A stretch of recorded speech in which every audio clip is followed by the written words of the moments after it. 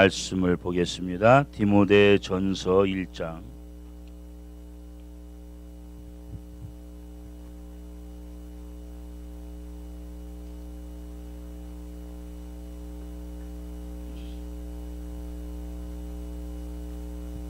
디모데전서 1장 3절부터 7절까지 우리 한 목소리로 같이 봉독합니다. 3절부터 봅니다. 내가 마게도냐로 갈 때에 너를 권하여 에베소에 머물라 한 것은 어떤 사람들을 명하여 다른 교훈을 가르치지 말며 신하와 끝없는 족보에 창념치 말게 하려 함이라. 이런 것은 믿음 안에 있는 하나님의 경륜을 이룸보다 도리어 변론을 내는 것이라.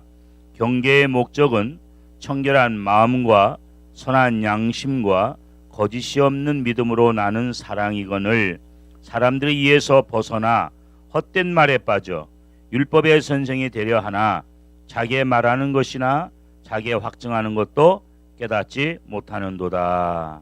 아멘.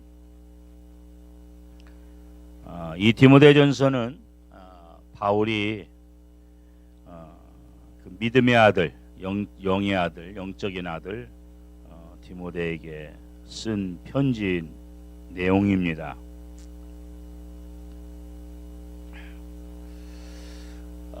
요즘에 한국의 참 그 세월호의 그 사건이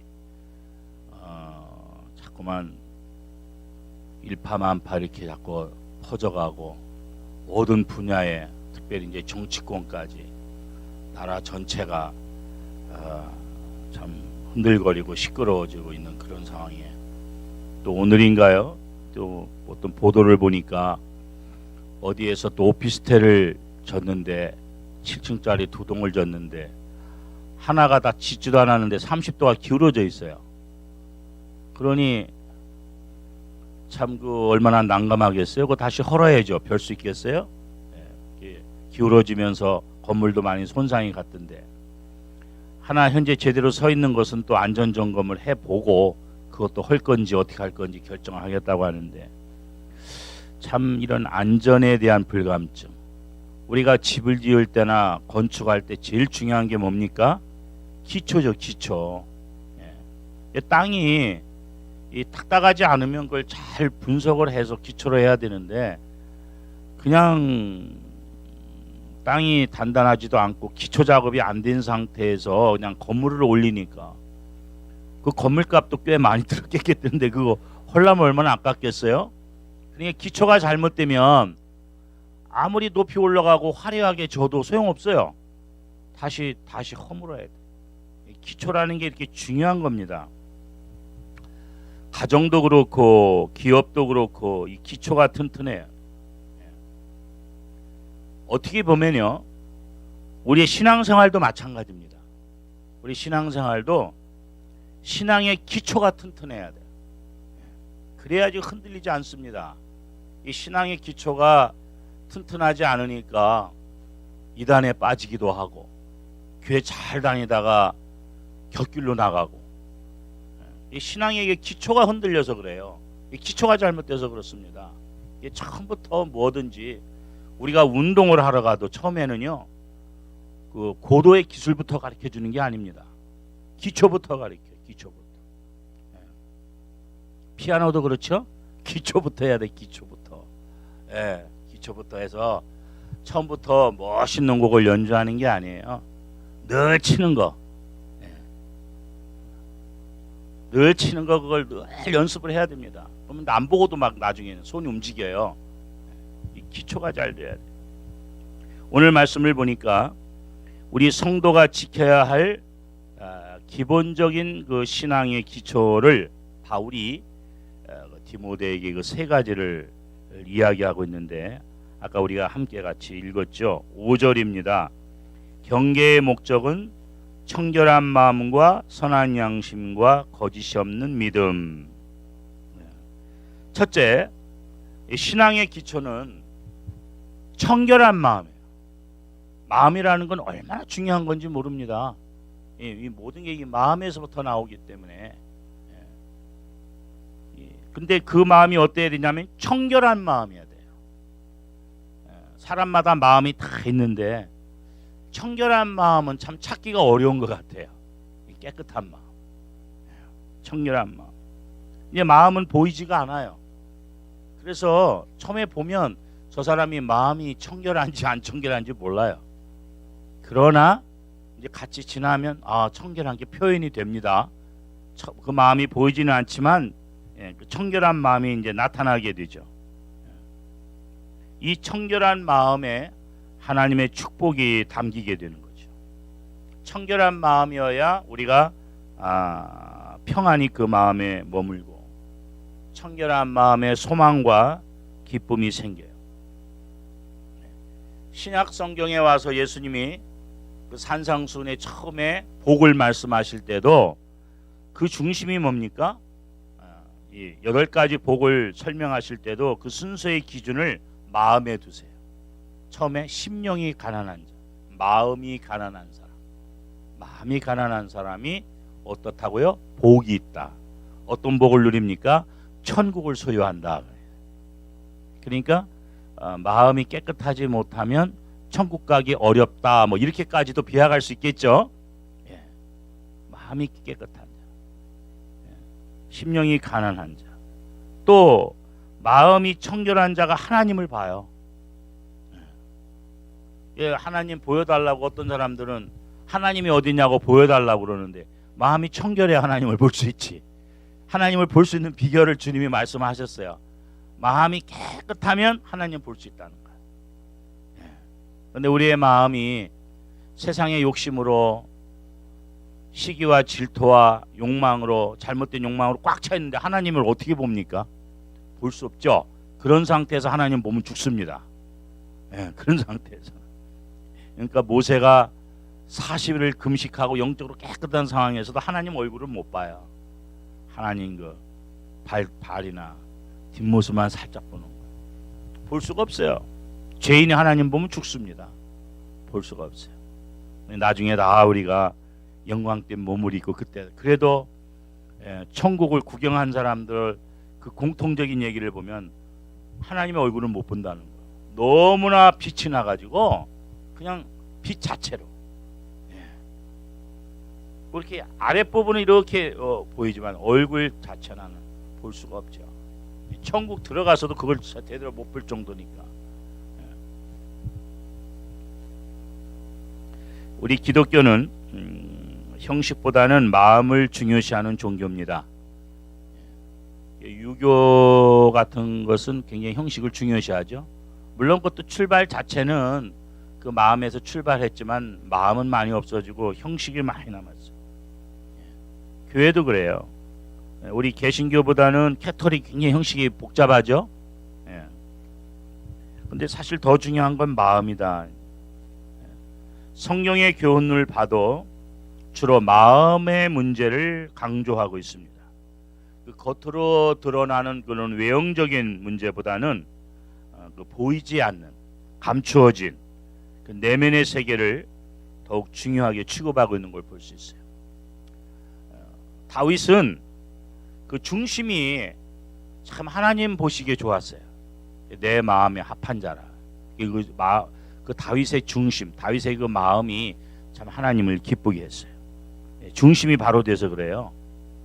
사울왕도 키도 크고 잘생긴 사람입니다. 그리고 처음에는 겸손했어요. 그래서 왕으로 추대된 겁니다. 왕으로 기름 부음을 받았는데 그 중심이 점점 삐뚤어지기 시작했어요. 그 마음이 하나님에게서 자꾸 떠나게 됐어요. 왕이 되면서 교만해진 거죠. 자기 위치를 잃어버렸어요. 바로 그러기 때문에 처음에는 겸손하게 출발하고 처음에는 잘 출발했는데 그 마음이 계속 하나님으로부터 멀어지고 중심이 잘못되져 가니까 결국은 버림받잖아요. 하나님은 우리 중심을 보세요. 나 여호와는 외모를 보시는 게 아니라 중심을 본다. 우리 마음을 본다는 거죠. 이게 참 우리가 하나님 앞에서는 우리 마음을 숨길 수가 없어요. 감출 수가 없습니다. 그래서 우리가 하나님 앞에 나오면 우리에 있는 그 상태를 그대로 보여드리고 고백하고 부족함을 치료해 달라고 그러고 붙들어 달라고 해요. 온전케 해달라고요. 항상 우리 중심이 하나님이야. 제가 지난 수요일 날인가도 한번 말씀드렸죠. 우리가 기도하는 것이 우리가 주님 앞에 나온 건데 우리의 마음, 세상에 막 살다 보면 염려 걱정도 있고 막 그런 많은 복잡한 생각도 있는데 이 시간만큼은 우리의 중심, 우리의 마음을 하나님께 향하는, 흩어졌던 우리의 생각들을 다시 모아서 하나님께로 향하는, 그것이 우리의 기도의 모습이에요. 그때 하나님 우리 기도를 받으시고 우리를 굳세게 해주시고 담대하게 해주시고 은혜를 주시고 소망을 갖게 하시고 근심이 변해서 기쁨이 되고 하나님이 그런 은혜를 주시는 거예요. 우리 마음의 중심을 모아서 주께로 향할 때. 두 번째 얘기하고 있는 것은 선한 양심입니다. 양심이라고 해서 다 똑같은 양심이 아니거든요. 선한 양심이에요. 선한 양심. 사람이 짐승과 다른 게 뭐겠습니까? 우리 인간에게는 영혼이 있고 양심이 있어요. 양심. 디모데전서 1장 19절에도 보면 디모데에게 믿음과 착한 양심을 가지라. 참 오늘날 이 시대는 제가 어릴 때만 해도 뭐 사람이 그 양심이 뭐 좀 잘못하면 사람 떼게 하자면 너 양심이 있냐? 그런 말이에요. 요즘은 아예 그런 말 안 해. 아예 양심이라는 말 잘 안 써요. 그만큼 양심이 병들었다는 거예요. 너나 나나 할 것 없이. 옛날에는 그래도 양심이 있었어요. 우리 믿음의 선조들은 그 양심을 걸고 말이죠. 목숨까지 걸었어요. 요즘은 정말 이 양심, 주님의 십자가를 통해서 본래 하나님이 우리 지으신 모습대로 우리를 회복시키시고 양심, 병들었던 양심도 다 고쳐줬으니까 우리는 그 선한 양심을 끝까지 지켜야 됩니다. 그것이 우리 신앙생활에 얼마나 중요한 문제인지 모릅니다. 우리가 믿음 생활은 열심히 하는데 양심은 이상한 사람이 있어요. 그건 잘못된 거예요. 이 믿음과 양심은 수레의 두 바퀴와 같아요. 같이 가야 됩니다. 그래서 바울도 믿음과 선한 양심을 가지라, 착한 양심을 가지라, 믿음과 양심을 같이 얘기하고 있어요. 같이 얘기하고 있습니다. 그래서 좋은 믿음에서 선한 양심이 생기고요, 선한 양심을 가질 때 좋은 믿음을 소유하게 됩니다. 믿음과 양심은 같이 가는 거예요. 믿음이 좋은데 양심이 병들었다면 그건 믿음이 잘못된 거죠. 좋은 믿음이 아니죠. 선한 양심을 가지면 그 믿음이 병들 수가 없어요. 가짜 믿음일 수 없어요. 좋은 믿음으로 가게 됩니다. 같이 가게 됐어요. 같이 가게 돼 있습니다. 그래서 우리가 양심을 버릴 때 믿음도 깨지고 마는 거예요. 양심을 버리면 믿음이 깨져버리고 맙니다. 그래서 사도행전 23장 1절에 보면 바울은 이렇게 얘기합니다. 여러분 형제들아, 오늘날까지 내가 범사에 양심을 따라 하나님을 섬겼노라. 여기 말하는 게 선한 양심. 정말 양심에 부끄럼 없이, 양심에 꺼리낌이 없이 내가 하나님 섬겼다. 저는 이렇게 말 못할 것 같아요. 자신이 없어요. 저는 정말 그 형제들아, 자기가 복음을 전한 그 형제들, 그 사람들에게 바울은 이렇게 얘기해요. 내가 정말 양심을 따라 하나님 섬겼다. 양심 걸리는 일을 안 했다는 거예요. 하나님 앞에 그 양심에 비춰 부끄럽지 않게 했다는 거예요. 우리가 신앙생활하면서 우리도 바울처럼 이런 고백을 해야 될 텐데, 돌이켜보면 정말 양심에 꺼리낌이 없이 하나님 섬겼나? 아니요. 걸리는 게 너무 많아요. 걸리는 게 너무 많아.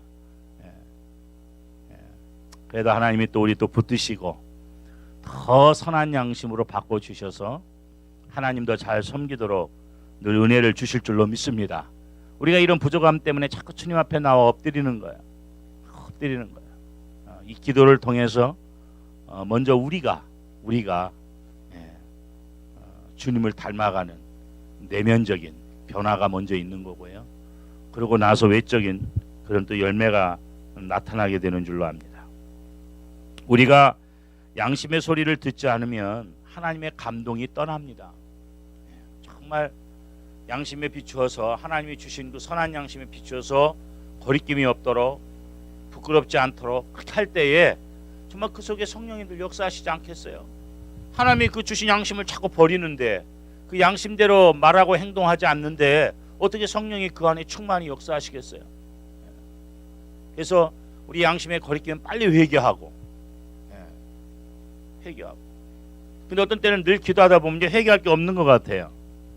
제가 어제는 저렇게 생각하면서 내가 이제 저도 결혼한 지 벌써 이제 올해가 36주년 되거든요.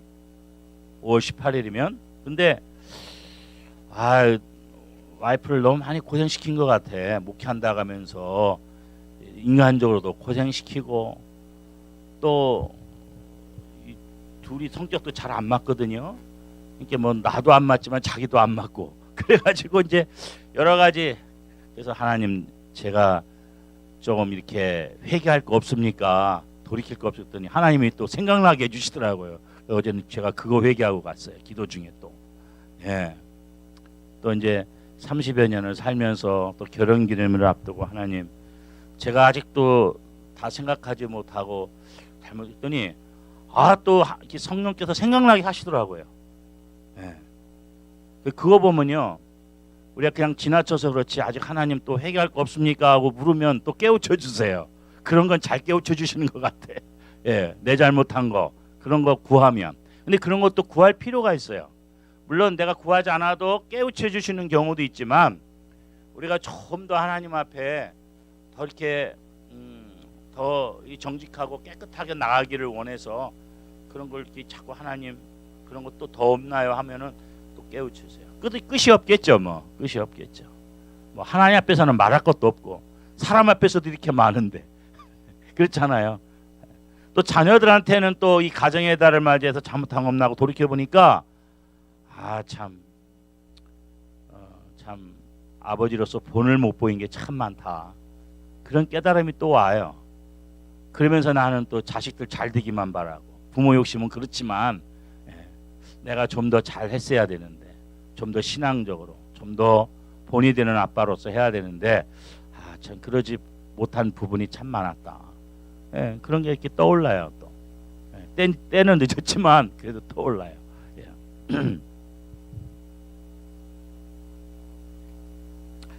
우리가 양심의 소리를 듣지 않을 때 하나님의 감동도 떠나가고 은혜 생활도 자꾸 깨어지게 됩니다.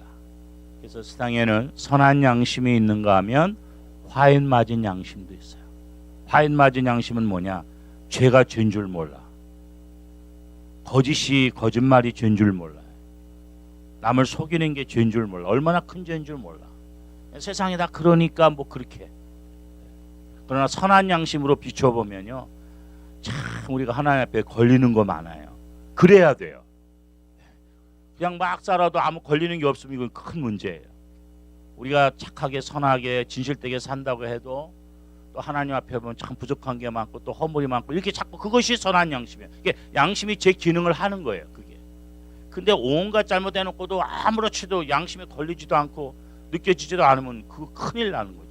병든 양심, 화인 맞은 양심이죠. 주님이 십자가 보혈을 통해서 우리를 구속하시고 다시 우리 양심을 회복시켜 주셨는데 그 선한 양심 우리가 흐트리지 않고 계속 우리가 기도하며 또 회개하며 말씀을 통해 주님을 닮아가도록 계속 노력하는 가운데 우리의 양심이 정말 깨끗하고 하나님 보시기에 맑은 그런 선한 양심일 때 항상 그 마음에 성령의 역사가 충만하고 하나님의 은혜가 떠나지 아니하고 또 우리가 무엇이든지 구하기만 하면 즉각 응답되는 그런 축복의 역사가 넘치리라 저는 봅니다.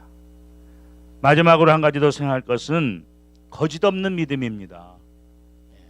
이 거짓 없는 믿음이라는 표현을 보면 믿음도 가짜가 있다는 얘기예요. 거짓된 믿음이 있다는 거예요. 거짓된 믿음이 있다는 거죠. 믿음에는 거짓이 없어야 돼요. 이 믿음의 근거는 뭐냐? 진실성입니다. 진실성. 믿음의 근거는요, 진실성입니다. 진실성. 하나님은 전혀 실수가 없고 완벽한 사람을 쓰는 게 아니에요. 실수도 안 하고 아주 완벽한 그런 사람을 쓰는 게 아니라 허물과 실수가 때로는 있어도 불구하고 정말 하나님 앞에 진실하고 정직한 마음을 가진 사람을 귀하게 써요. 정말 다윗이 참 그 잘하던 다윗이 그냥 어느 날 순간에 시험에 드니까 그 밧세바에게 그냥 빠져가지고 범죄하고 그걸 또 은폐하려고 하다가 뜻대로 안 되니까 우리야 장군을 또 적지에 들어가서 죽게 만들었잖아요. 이 죄라고 하는 게 말이죠. 이 죄라는 게 이게 참 묘한 겁니다.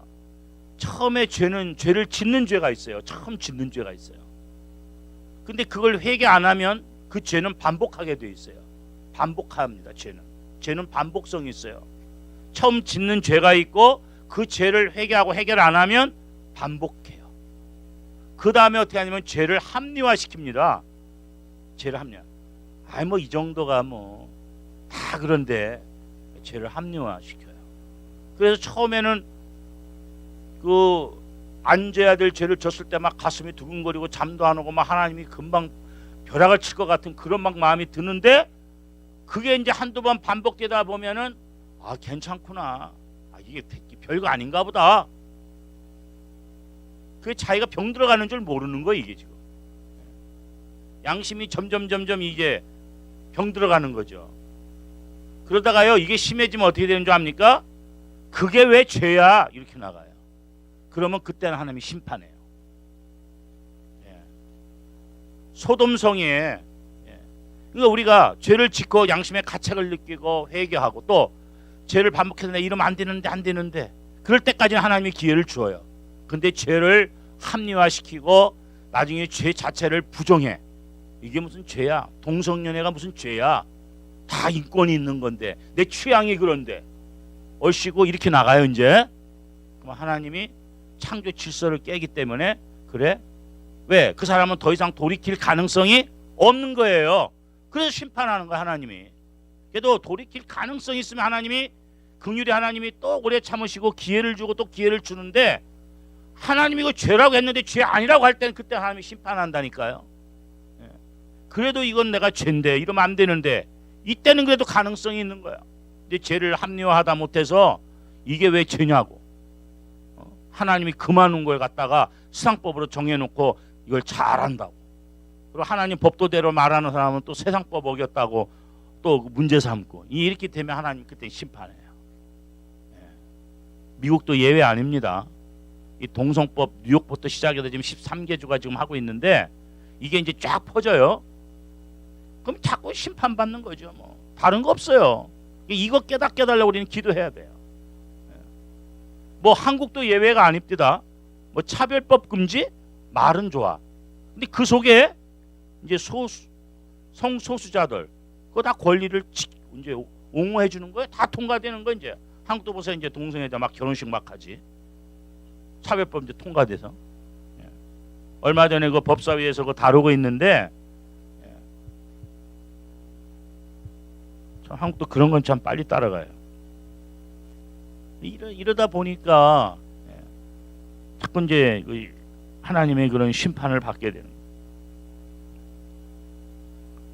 거예요. 다윗은 그런 엄청난 죄를 졌지만 나단 선지 앞에서 꼬꾸라져 가지고 회개하기 시작하잖아요. 이 시편 51편에 보면 얼마나 진실되게 기도하는지 몰라요.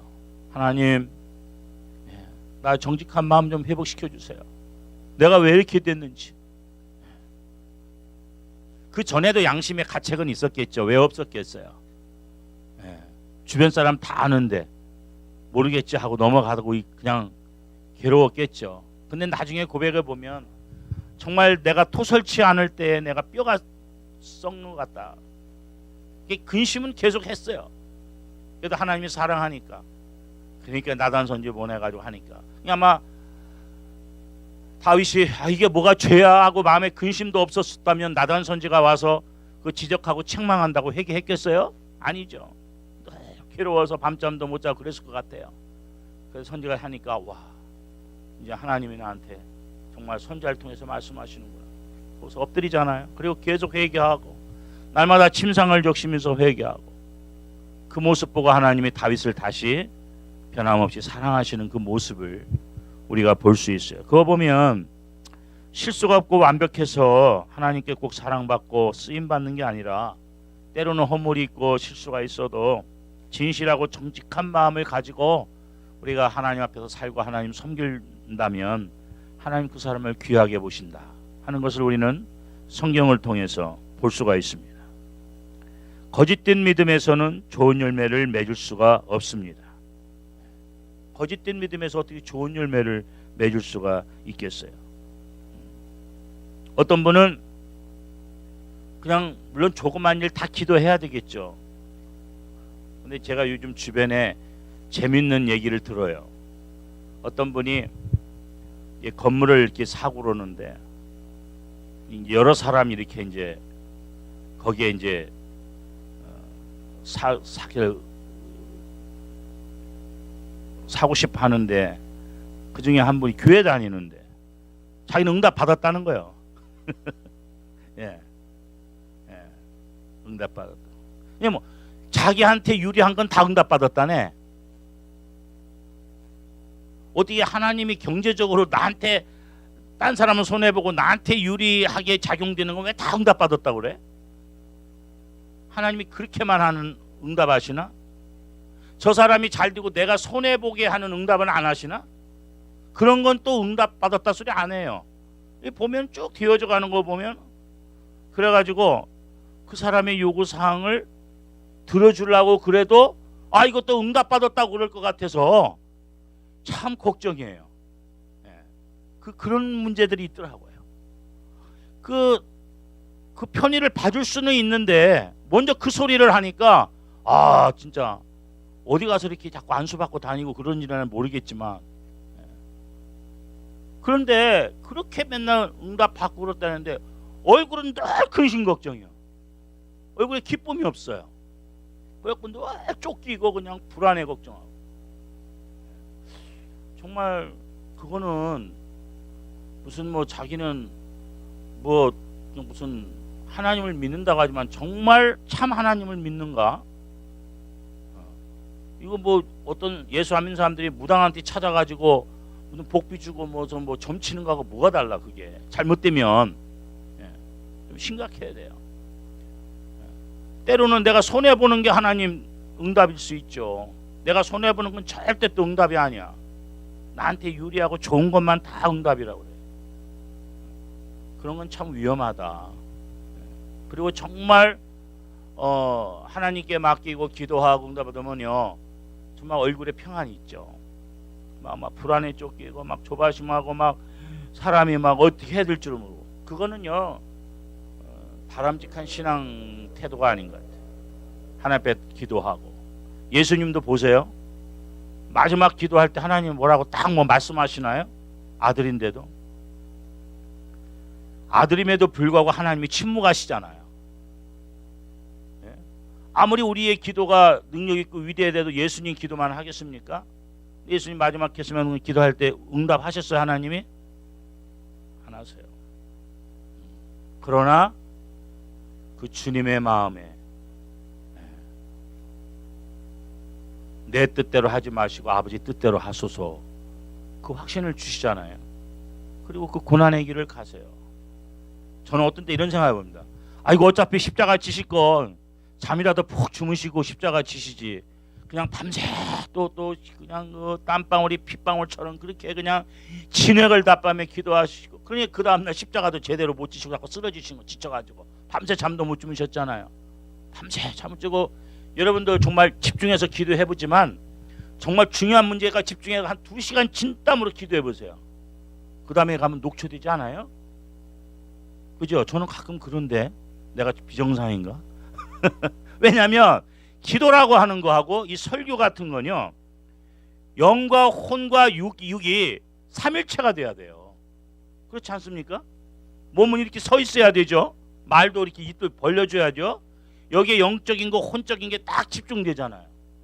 이 기도도 마찬가지. 그렇게 그 영과 혼과 육이 영과 육체가 딱 모아져서 하기 때문에 이게 얼마나 이게 진지하고 집중된지 몰라요. 모든 에너지가 확 거기에 집중되기 때문에 그러고 나면 피곤이 오는 것도 사실이에요. 육체적으로. 예수님은 밤새도록 그렇게 하고 그 기도가 얼마나 목숨을 건 기도잖아요. 그게 그 다음날 막 십자가 지고 계속 쓰러지시죠. 너무 지쳐있어.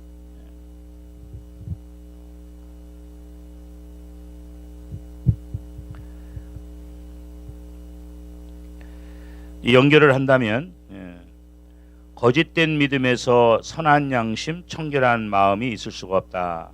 그래서 인간과 하나님의 관계는 믿음의 관계다. 믿음의 관계. 그 속에 거짓이 들어간다면 어떠한 축복도 소망도 응답도 기대하기 어렵다. 참된 믿음은 뭐예요? 오직 하나님을 신뢰하는 겁니다. 참된 믿음은 신뢰하는 거. 자꾸 사람 의지하고 사람 통해서 응답받았다고 그러지 마시고 정말 하나님과의 나의 관계에서 깊이 내가 그런 은혜를 직접 해야 돼요. 자꾸 남 통해 가지고만 너무 늙고 쫓아다니는 건 바람직한 거예요. 처음 신앙생활 할 때야 잘 모르니까 그럴 수 있지만 기도생활 쭉 들어가면서 내가 은혜를 받아야 내 마음에 기쁨이 있고 평안이 있지. 남 통해서 전달되는 거 그게 내 거 안 돼요. 정확한 것도 아니고.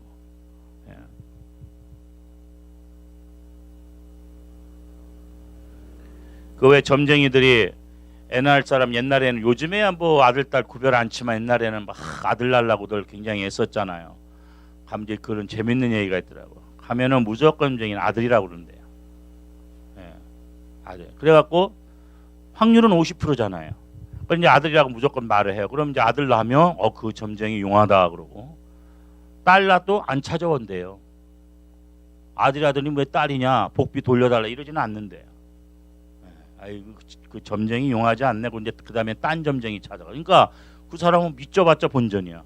그러니까 무조건 뭐 아들이다. 걱정하지 마라. 아들이라면 기분 좋아서 복비도 더 넣고 가지. 그럼 아들 뭐 50%니까 확률은 아들 낳으면 용하다 소리 듣는 거고 뭐 딸 낳았다고 와서 뭐 따지고 또 복비 달라는 사람 없으니까 그냥 무조건 좋은 쪽으로 얘기를 한다는 거예요. 자기도 모르면서. 우리는 그런 차원의 신뢰나 믿음이 아니죠. 정말 천지만물을 지으시고 우리를 지으시고 우리의 생각, 우리의 세포 하나하나까지 다 지으시고 내가 나를 아는 것보다 나를 더 잘 아시는 하나님. 그 능력의 하나님. 그 하나님을 우리가 신뢰합니다. 참 믿음은 오직 하나님을 신뢰하며 소망을 하나님께 두는 것. 이게 참 믿음이죠. 참 믿음이에요. 우리가 지금 어려운 시대를 살아갑니다. 오늘도 제가 가족하고 이렇게 식사하면서 보니까 뉴스가 나오는데 터키 탄광에서 폭발물이 터져서 270명이 또 죽었어요. 그 죽은 사람들은 막 싫어하는데 뭐 한국에 어디 하나 나이지리아는 뭐 소녀들을 또 다 무장 테러들이 또 잡아가고 자기네 잡혀간 사람하고 교환하자고 그러고 세계 지구촌 곳곳이 난리고요. 베트남도 지금 또 난리 났죠. 뭐 중국에 대해서 시위하는데 거기 한국 기업들이 지금 아주 어떻게 해야 될 줄을 모르는 상황이에요. 이게 세계 도처가 그래요. 그래서 내가 정말 주님 오실 날이 가까웠다네 이렇게 말 안 하고 야 진짜 휴거가 가까웠다네 그랬어요. 이게 또 우리 와이프가 한 소리가 당신 요새 매일 가서 기도하니까 당신은 뭐 휴거 뭐 걱정 안 해도 되겠네. 그래서 아니 뭐 그런 사람만 뭐 걱정하네요. 예수를 다 참 믿으면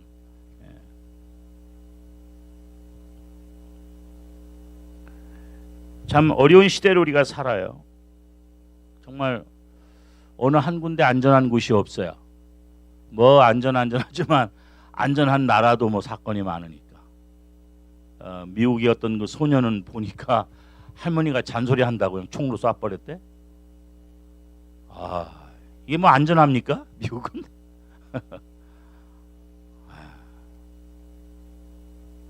참 그런 시대에 기분 나쁘다고 총으로 쏘고. 우리는 정말 이제 가면 갈수록 세상에 이렇게 IT 산업이 점점 발달되고 세계를 그냥 즉각 한 시간 안에 다 소식도 듣고 다 보고 그런 시대에 살지만 정말 믿을 수 없고 안전하지 못하고 소망을 둘 수 없는 곳이 정말 세상이구나 하는 걸 우리가 깨달으면서 참 주님 오라는 그 순간까지 우리가 주님 우리 중심을 보는데 청결한 마음, 이 청결한 마음, 선한 양심, 거짓이 없는 믿음, 이 세 가지를 우리 신앙의 영적인 기초를 딱 삼고 우리가 흔들림 없이 나갈 때에 여기 아름다운 풍성한 성령의 열매, 믿음의 열매, 사랑의 열매, 그런 귀한 신앙의 열매들이 풍성하게 맺혀지게 될 줄로 믿습니다. 기도하시겠습니다. 아버지 하나님 감사합니다. 세상의 모든 건축물도 기초가 중요한데 우리가 하나님 나라에 가는 저희들의 이 신앙생활에도 정말 이 분명한 이 기초가 있어야 되겠습니다. 오늘 바울 사도께서 디모데를 향해서 주신 귀한 말씀 가운데 하나님은 우리의 중심을 보기 때문에 참 우리가 청결한 마음 가지고 주님 앞에 나가야 될 줄로 믿습니다. 또 우리가 우리의 양심을 우리 주님 십자가를 통해서 회복시켜 주셨는데 그 선한 양심을 가지고 우리가 날마다 주께로 가까이 가야 될 줄로 믿습니다. 아버지 하나님, 이 땅에 정말 믿음이 너무나 중요한 건데 가짜 믿음도 너무나 많습니다.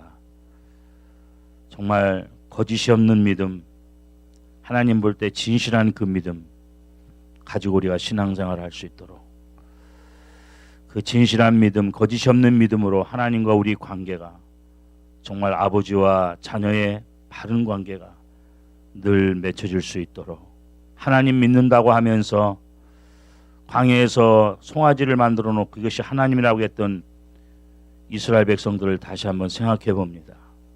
입술로는 하나님을 부르지만 내 마음에 원하는 금송아지를 하나님 삼고 있는지, 그것이 나의 세상에 원하는 것들을 다 충족시켜 주기를 원하는 수단으로 삼고 있지는 않는지 다시 한번 우리의 믿음들을 점검하고 또 우리 주변에 이렇게 바르게 신앙생활하지 못하는 이들을 위해서 기도하며 권고하며 바른 믿음 생활을 할 수 있도록 또 우리가 도움을 줄 수 있는 그런 은혜까지도 우리에게 허락하여 주옵소서. 예수님의 이름으로 기도하옵나이다. 아멘. 주님과